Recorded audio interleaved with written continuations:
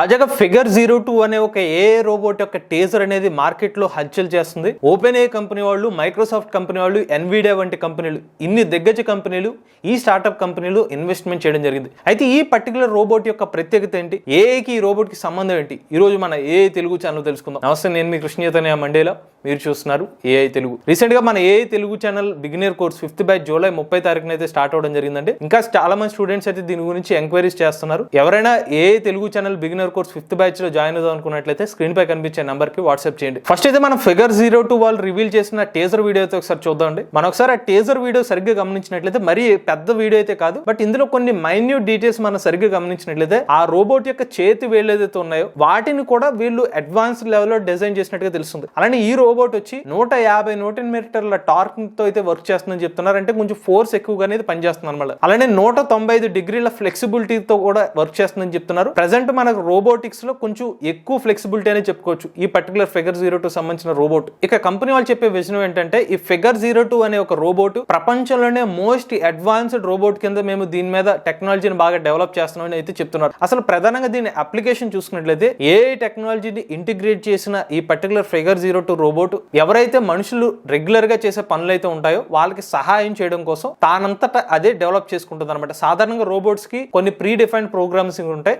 ఆ ప్రోగ్రామ్ బట్టి ఇటు అటు మాత్రం తిరుగుతాయి. బట్ ఇందులో అటానమస్ గా రోబోట్ ఏదైనా పని చేయాలంటే మనిషిలాగానే పని చేయగలుగుతుంది. మనిషికి హెల్ప్ చేయడం కోసం ఈ ఫిగర్ 02 రోబోట్ అయితే డెవలప్ చేస్తున్నారు. ఇక కంపెనీ పరంగా చూసినట్లయితే ఈ కంపెనీని 2022 సంవత్సరంలో అయితే ఎస్టాబ్లిష్ చేయడం జరిగింది. కేవలం 6 నెలల టైంలోనే 2023 సంవత్సరంలో ఫిగర్ 01 అనే ఒక రోబోట్ అయితే వీళ్ళు టేజర్ అయితే రిలీజ్ చేశారు. ఇక ఫిగర్ 01 స్పెక్స్ చూసినట్లయితే 5 అడుగుల 6 అంగుళాల పొడవు అయితే ఉంటుంది. ఈ రోబో బరువు వచ్చి 60 కేజీలు, అలానే వెయిట్ లోడ్ కెపాసిటీ వచ్చి 20 కేజీలు, సెకండ్ కి 1.2 మీటర్ల స్పీడ్ తో అయితే ఈ రోబోట్ నడవగలుగుతుంది అనమాట.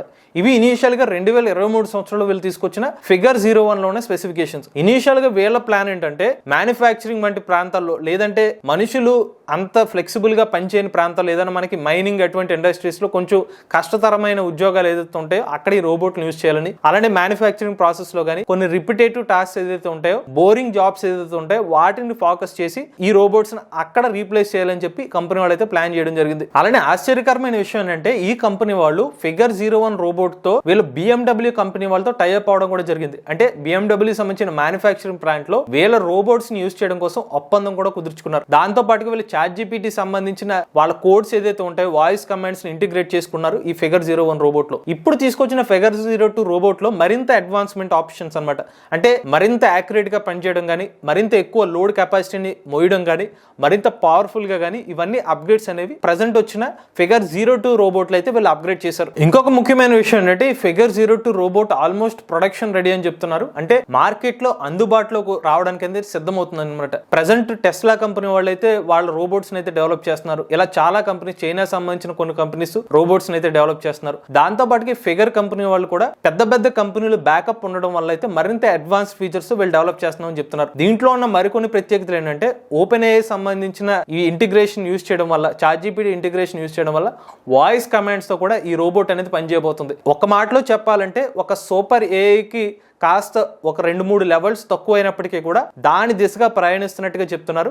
అటానమస్ తరహాలో మనిషి వెనకాల వాళ్ళ ఇన్పుట్స్ ఏమీ అవసరం లేకుండా ఆటోమేటిక్ గా ఆ రోబోట్ అదే పనిచేసే విధంగా అయితే ఈ ఫిగర్ 02 రోబోట్ అయితే మార్కెట్ లో త్వరలో తీసుకొస్తామని చెప్తున్నారు. నిజంగా ఫిగర్ 02 రోబోట్ ని తీసుకొస్తే కనుక ఎక్కువగా ఎవరైతే పెద్ద వయసు వాళ్ళు ఉంటారో వాళ్ళు పనులు చేయడానికి హెల్ప్ చేస్తుంది. దాంతో పాటుగా మ్యానుఫ్యాక్చరింగ్ రంగంలో హెల్ప్ చేసే విధంగా అయితే ఈ రోబోట్ ని అయితే డెవలప్ చేస్తామని చెప్తున్నారు. ఏదేమైనప్పటికీ మరికొన్ని నెలల్లో అయితే మనకి ఫిగర్ 02 రోబోట్ అయితే అందుబాటులోకి వచ్చే అవకాశం ఉంటుంది. బట్ మీరు చెప్పండి, నిజంగా ఫిగర్ 02 వంటి ఏ రోబోట్ మార్కెట్ లోకి వస్తే మీరు ఆ రోబోట్ ని కొనుక్కుంటారో లేదా? మీ అభిప్రాయాన్ని కామెంట్ రూపంలో చెప్పాలి. అలానే ఏ ప్రైస్ లో ఉంటే మీరు ఆ రోబోట్ ని తీసుకుంటారు కామెంట్ రూపంలో మెన్షన్ చేయండి. ఇటువంటి లేటెస్ట్ ఏ అప్డేట్స్ కోసం ఏ తెలుగు ఛానల్ సబ్స్క్రైబ్ చేసుకోండి.